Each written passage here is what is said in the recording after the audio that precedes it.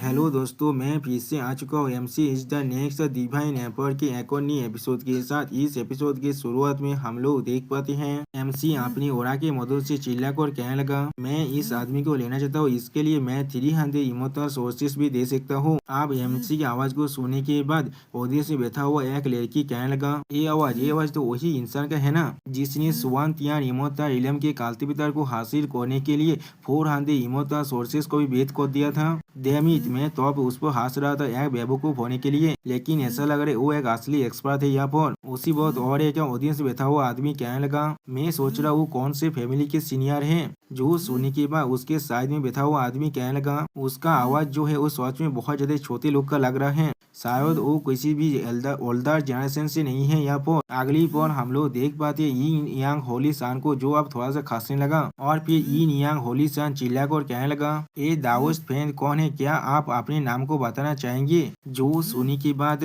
पहले हम लोग देख पाते एमसी कुछ भी नहीं कहता, लेकिन अगली बॉल एमसी चिल्लाकर कहने लगा, जैसे कि तुम मेरे आवाज से मुझे नहीं पहचान पा रहे हो, इसका मतलब है तुम्हें मेरी नाम जानने की किसी भी हालत में लायक भी नहीं हो। जो सुनने के बाद स्पीड अकादमी के जो यंग मास्टर है वो अपने चेयर को तोड़ने के बाद गुस्से में चिल्लाते हुए कहने लगा, तुम एरोगेंट कोई के ये मत भूलो, ये स्पीड अकादमी की टेरिटोरी है, तुम्हारा साहस भी कैसे हुआ। उसी बॉय एमसी उसके बात को काटते हुए कहने लगा, तो फिर मुझे किसे मालूम नहीं है यहाँ पर कोई भी सेक्रेट स्पिरिट एकेडमी को रिप्रेजेंट कर सकता है। तो सुनने के बाद अब सेक्रेट स्पिरिट एकेडमी के यंग मास्टर बहुत ज्यादा गुस्सा और कहने लगा, तुम। उसी बॉय यिन यांग होली सा पीछे आकर उसके कंधे पे हाथ रखने लगा और फिर वो सेक्रेट स्पिरिट एकेडमी के यंग मास्टर को इस करने के लिए मना करने लगा। जो सुनने के बाद सेक्रेट स्पिरिट एकेडमी के यंग मास्टर ये बहुत ज्यादा गुस्सा होने लगा, लेकिन और कुछ भी नहीं करता है। अगली पल हमें दिखाया जाता है उस कल्टीवेटर का सीन, जिसे दो झारबेंद उस एरिया के अंदर से बाहर निकलने लगा और फिर उस झारबेंद उस कल्टीवेटर से कहने लगा, हे तुम सच में बहुत ज्यादा लाकी हो यहाँ पर बच्चे, यहाँ तो भी तुमने यहाँ पर एक लॉट के आई को भी कैच कर लिया है। जो सुनने के बाद हम लोग देख पाते वो कल्टीवेटर यहाँ पर कुछ भी नहीं कह पाता। अगली पल हम लोग देख पाते 10,000 मार्चेस गिल्ड के यंग मास्टर देते हुए कहने लगा, उसके फिदाम को खरीदने के लिए जो 300 इमोटल सोर्सेस लगाए, उसके अलावा यह वो तुम्हारी जीते हुई हर एक चीज है। डिवाइन सर आप प्लीज इसे चेक कर लीजिए। लेकिन अगली पर हम लोग देख पाते कोई एमसी के रूम के दरवाजा को खुलने लगा, जिसे महसूस करने के बाद उसी तरह भी एमसी और 10,000 मार्चेस गिल्ड के यंग मास्टर देखने लगा। उसी वक्त हम लोग देख पाते वही सर्वेंट यहाँ पर उस कल्टीवेटर को लेकर आ चुका है और उस सर्वेंट एमसी के समय झुकते हुए कहने लगा, यंग मास्टर मैंने उस इंसान को यहाँ पर लेकर आ चुका हूँ जिसके बारे में आपने मुझसे पूछा था। उसी वक्त हम लोग देख पाते वो चेंगा पहना हुआ कल्टीवेटर कुछ भी नहीं कह पाता और फिर अगली पल हम लोग देख पाते वो सर्वेंट उस चोंगा पहना हुआ कल्टीवेटर को मारते हुए कहने लगा, तुम बलौखत कोई कि तुम किस लिए हमारी यंग मास्टर को गीत नहीं कर रही हो। उस सर्वेंट को ऐसा करते हुए देखने के बाद एमसी खड़ा होकर कहने लगा, इतना काफी है, मेरे सामने इस तरह की चीजें और कोई भी मत करना। और फिर हम लोग देख पाते एमसी उस चोंगा पहना हुआ कल्टीवेटर की तरफ आगे बढ़ने लगा। अगली पल हम लोग देख पाते एमसी और वो चोंगा पहना हुआ कल्टीवेटर दोनों ही एक दूसरे को दिखने लगा, लेकिन कुछ भी नहीं कह पाता। सच में दोस्तों ये सीन एक आइकॉनिक सीन की तरह दिख रहा है, एक जो अगला डिवाइन एम्पायर बनने वाला है और एक जो एक डिवाइन एम्पायर का डिसेंडेंट है।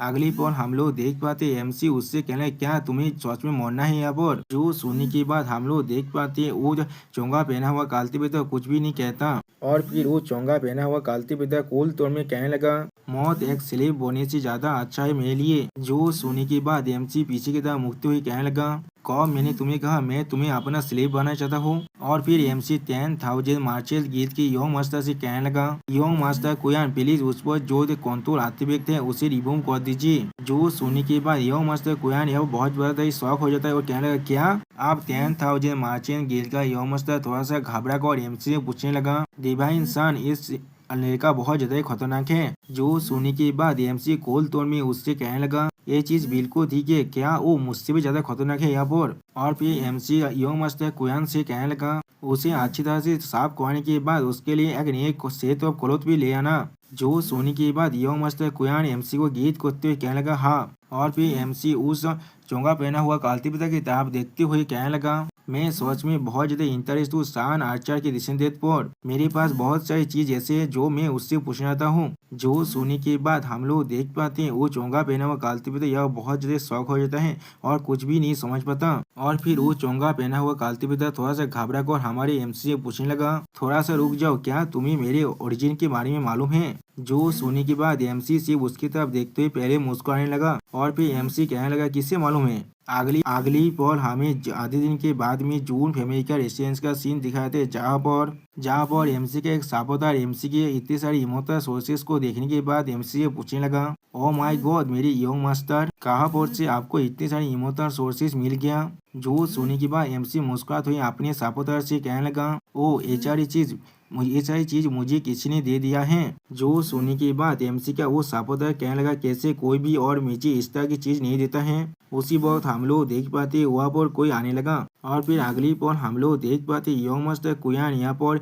उस चोंगा पहना हुआ काल्तिबेतर को लेकर आ चुका है और फिर एमसी को गीत करते हुए कहने लगा, डिवाइन सन मैंने इस आदमी को लेकर आ चुका हूँ। और फिर हम लोग देख पाते हैं वो चोंगा पहना हुआ काल्तिबेतर एमसी को देखने के बाद भी कुछ भी नहीं कहता है अभी भी। सच में दोस्तों एक काल्तिबेतर देखने में बहुत ज्यादा कूल दिख रहा है यहाँ पर। और फिर अगली पल हम लोग देख पाते एमसी यंग मास्टर कुयान से कहने लगा, यंग मास्टर कुयान आपका बहुत ज्यादा शुक्रिया। जो सुनने के बाद यंग मास्टर कुयान एमसी के सामने झुकती हुई कहने लगा, आपको ये मेंशन करने की कोई भी जरूरत नहीं है, जब मैंने इसे डिलीवर कर दिया है तब मैं आपको और भी ज्यादा डिस्टर्ब नहीं करूंगा। मैं आप यहाँ से जाना चाहूंगा यंग मास्टर। अगली पल हम लोग देख पाते यंग मास्टर कुयान वहाँ से भागते हुए अपने मन में कहने लगा, मैंने जून फैमिली के डिवाइन सन के साथ एक ऑफिशियल कनेक्शन बना लिया है। सच में दोस्तों यहाँ पर यंग मास्टर कुयान बहुत ज्यादा खुश दिख रहा है इस चीज से। अगली पल हम लोग देख पाते एमसी उस चोंगा पहना हुआ काल्तिबेतर की तरफ पहले देखने लगा और फिर अपने सापोदार से कहने लगा, कैलेंडर बदर। जो सुनने के बाद एमसी का सापोदार कहने लगा, हाँ हर एक चीज आप तैयार हो चुका है। और फिर एमसी का वो भाई एमसी को एक फेस रिंग दिखाने लगा और फिर अब एमसी का वो भाई उस चोंगा पहना आदमी को वो चीज देते हुए कहने लगा, बादर इसे ले लो। जिसे लेने के बाद वो चोंगा पहना आदमी थोड़ा सा घबरा कर कहने लगा, ये चीज। जो सुनने के बाद एमसी उसे एक्सप्लेन करते हुए कहने लगा, यहाँ पर तुम्हारे लिए कुछ जनरल कल्टीवेशन रिसोर्सेस हैं और कुछ मेडिसिनल पिल भी है जो तुम्हें रिकवर होने में मदद करेगा। जो सुनने के बाद वो चोंगा पहना कल्टीवेटर थोड़ा सा घबरा कर एमसी से कहने लगा, सर किस लिए आप? उसी वक्त वो चोंगा पहना हुआ कल्टीवेटर एमसी के मुंह को दिखने के बाद और कुछ भी नहीं कह पाता और हम लोग देख पाते एमसी यहाँ पर थोड़ा सा मुस्कुराने लगा और फिर एमसी बहुत ही कूल अंदाज में उस चोंगा पहना हुआ इंसान से कहने लगा, एक हीरो का डिसेंडेंट खुद को रिस्पेक्ट के साथ ट्रीट करना ये वो डिजर्व करता है। अगली पल हमें एमसी के फैन के सीन दिखाए थे जो यहाँ पर सब कुछ खो चुका है और रो रहा है और रायता उसे दिखाते हुए हमसे कहने लगा, एक ऐसा कॉम्युनिटी जो अपना सब कुछ खो चुका है यहाँ तक भी अपने फैन को भी। और दोस्तों यहाँ पर ये वीडियो खत्म होता है। प्लीज सब्सक्राइब माय चैनल और like and share this video. Okay bye bye, सावनारा।